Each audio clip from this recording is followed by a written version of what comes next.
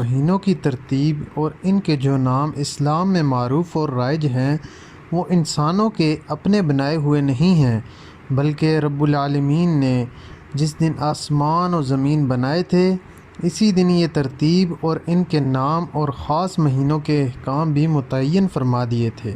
ان مہینوں کے متعلقہ احکام و احترام کی خلاف ورزی کرنا اپنے اوپر ظلم ہے۔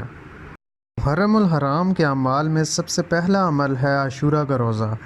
رسول اللہ صلی اللہ علیہ وآلہ وسلم مدینہ طیبہ تشریف لائے تو یہود کو دیکھا کہ وہ اس دن کو روزہ رکھا کرتے ہیں۔ آپ نے فرمایا، تم روزہ کیوں رکھتے ہو؟ کہنے لگے، یہ بہت اچھا دن ہے، اس میں حق تعالیٰ نے بنی اسرائیل کو ان کے دشمن فرعون سے نجات دی تھی، اس لیے حضرت موسیٰ علیہ السلام نے اس دن کا روزہ رکھا۔ یہ سن کر آپ صلی اللہ علیہ وآلہ وسلم نے ارشاد فرمایا کہ ہم بنسبت تمہارے حضرت موسیٰ علیہ السلام کی موافقت کے زیادہ حقدار ہیں۔ پھر آپ نے خود بھی روزہ رکھا اور صحابہ کرام رضی اللہ تعالیٰ عنہم کو بھی اس دن کے روزے کا حکم دیا۔ حضرت ابو ہریرہ رضی اللہ تعالیٰ عنہ سے روایت ہے کہ رمضان کے بعد افضل روزہ محرم کا ہے اور فرض نماز کے بعد افضل نماز تہجد کی نماز ہے۔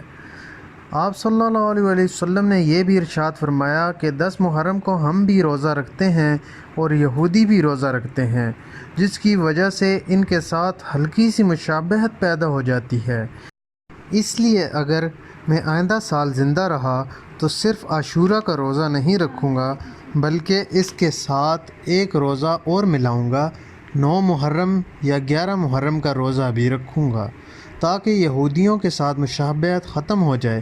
اس لیے صحابہ کرام رضی اللہ تعالیٰ عنہم نے عاشورہ کے روزہ میں اس بات کا اہتمام کیا اور 9 یا 11 محرم کا ایک روزہ اور ملا کر رکھا، اور تنہا عاشورہ کے روزہ رکھنے کو حضور صلی اللہ علیہ وآلہ وسلم کے اس ارشاد کی روشنی میں مکروہ تنزیہی اور خلاف اولیٰ قرار دیا۔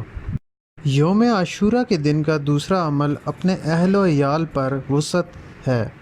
رسول اللہ صلی اللہ علیہ وآلہ وسلم نے ارشاد فرمایا کہ جو شخص اپنے اہل و عیال پر 10 محرم کے دن کشادگی و فراغی کرے گا، اللہ تعالیٰ تمام سال اس پر کشادگی فرمائیں گے۔